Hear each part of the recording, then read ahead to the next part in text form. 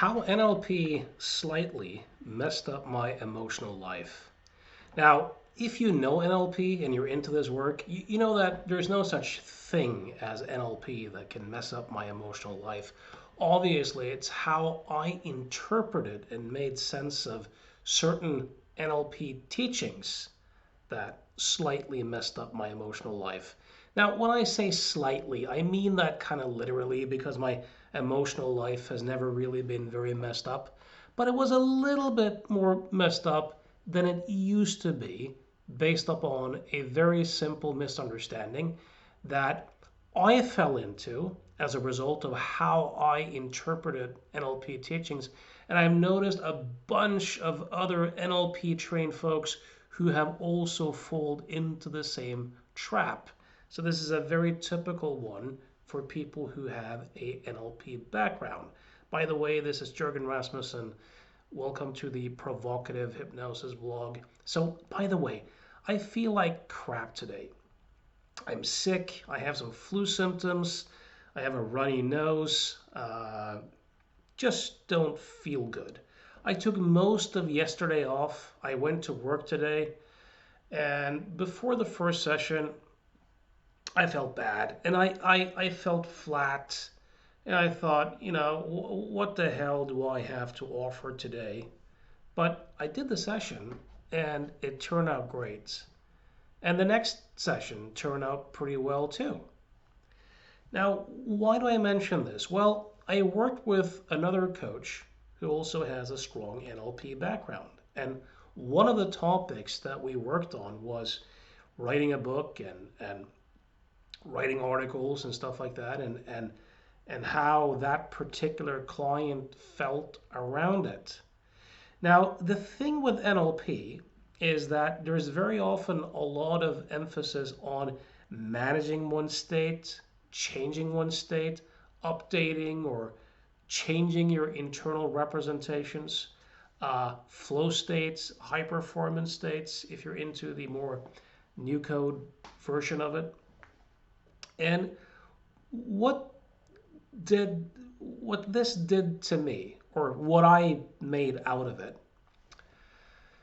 is that I got into a mode of thinking where I started to believe that the state of mind I was in was so supremely important. So I started to give a lot of importance and emphasis to whatever state of mind I was in at a particular moment. And I kind of got this obsession with flow states and high performance states and this idea that to do certain activities, I needed to be in certain states. And this created more stress that it needed to do because I begun to resist some of my inner experience. And I began to kind of think I had to change my state quite often to be up to the task of doing whatever I was supposed to do. But so if this had been 20 years ago, when I was in my kind of like prime NLP explorer phase, and I had felt as flat as I did today before a session, I would have made a lot of meaning out of that. And I would have worked on that and tried to change my state. Today, I didn't care. I hardly care much about how I feel. I just show up and I do the stuff anyways with a let's just see what happens attitude. And most of the time, it turns out pretty good. Now, here's how I think this is relevant. Because if we look at the prospect of writing a book or exercising regularly or seeing clients, a lot of the people who struggle to do these things are waiting to be motivated, or they're waiting for inspiration, or they're waiting to be in the right emotional states before they can start. Now, of course, emotional states are very transitory, intermittent. They change all the time. So this is a very unstable foundation. But if you look at the people who write books for a living, or people who are professional athletes, or even people who exercise a lot, or people who see clients for a living, they don't depend upon being in the so-called right emotional state. They depend upon rituals. They start writing at 7 o'clock because that's what they do. Or they go to their kickboxing class, or they're running with whoever they run with at 10 o'clock because 10 o'clock means going running. Or you see your 2 o'clock client because that's what you do. And people who do this professionally, again, they rely on ritual, not emotional states. They don't give a shit what state they're in before they write their book or see their client or go train. They might be enthusiastic, motivated, joyous, neutral, irritable, sad, worried, slightly depressed.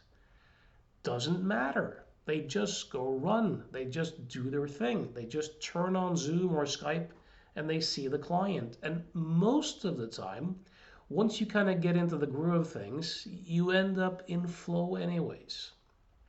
So the thing I see with many NLPers, and that I also used to see in myself, was it's so easy with all that emphasis on changing states and optimizing states and stuff like that to begin to infuse what state of mind you're in with too much significance and having too much resistance around your experience. The reality is, you can do most things from most states of mind. The trick is to show up and to just do and create from whatever state of mind you happen to be in. You can see clients, you can write books, you can exercise, you can talk to your kids, you can go to the job interview, you can do pretty much most things from most states of mind. Now, that doesn't mean that some states of mind aren't more conducive to certain activities.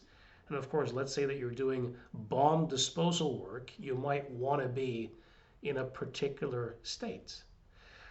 But the trick is that the less you care how you feel, the less you put a lot of meaning and emphasis into your emotional state and try to think your way out of them or figure things out or find meaning in them, the more these states are going to naturally pass anyways. And before you know it, you're back into the flow of life, you're back into your client session or the conversation with your partner or the lovemaking or the run that you're on or the book that you're writing. So know this, you don't need to be in a particular emotional state to do the vast majority of life's activities. It's not that important which emotional state that you're in. And your emotional state does not tell you about the activity or life. It tells you about the virtual reality goggles you're wearing in the moment. So let's say that you were at my office and we had blue virtual reality goggles and we walked out into the street. It would look as if all the cars are blue, and it would look as if the lawn outside is blue. It would look as if all the houses are blue, and you would look blue, and you would say you kind of look blue too. But of course, it doesn't tell us that we're living in a blue world. It tells us about the virtual reality goggles that we're wearing. And if you can see that, everything looks blue again, metaphorically speaking, that means that I'm wearing these blue virtual reality goggles. If you can see that and know that if you just leave it alone, if you just notice it and don't add a lot of meaning and significance to it, the mind will clear itself. The mind will clear itself. You don't have to actively try to change things. You can if you want to. There's nothing wrong with that. But the inner system will self-correct if you let it. The danger is that by trying to manage our experience too much, we kind of imply and put so much meaning and significance into our experience. One example I often like to give is one of irritability. Sometimes states of irritability can appear in this particular, body mind, so to speak. So let's say I go home and there's a state of irritability going on. Now, the trick of the mind is this: it's not going to take long before the thinking process is going to outsource the source of that irritability to be my wife, my kids, the dog, and the cat, right? And before I know it, there's evidence. My daughter hasn't hung up her jacket. My wife has forgotten to do that. And suddenly it looks as if all these factors out there are the source of my irritability. And now the mind keeps going with solutions and trying to get my daughter to listen and so on and so forth. And the more I engage with this, the stronger the irritability becomes and the more real it looks. But if I'm able to show up and see, they all look like shit again, like pain in the ass, that's a sign that I'm seeing them through irritable virtual reality goggles. It tells me about my goggles. If I just leave that alone and let the mind settle, then it doesn't take that long before I'm back into balance. And now I can look at the situation. And in most instances, it's kind of clear that it's fine. On the rare occasion, it might look as if, you know what, even with a clear mind, I better have a chat with my daughter about that particular thing. But now I can do that as a parent, acting from a clear mind, trying to guide and connect with my child, versus an irritable person who uses his child as a tool to manage his own emotional states. So those are two quite different things, okay? So know this: you do not need to be in any particular emotional state to do the vast majority of things that you do. Your emotional state is just not that important. And you don't need to believe in it. You don't need to add a lot of significance to it. All right, I think that's good for now. As I always say, I love seeing clients. If you have something you'd like to explore, work on, change, and you wonder if you and I could be a good match, I invite you to contact me at provocative hypnosis.com. Till next time, thanks for listening.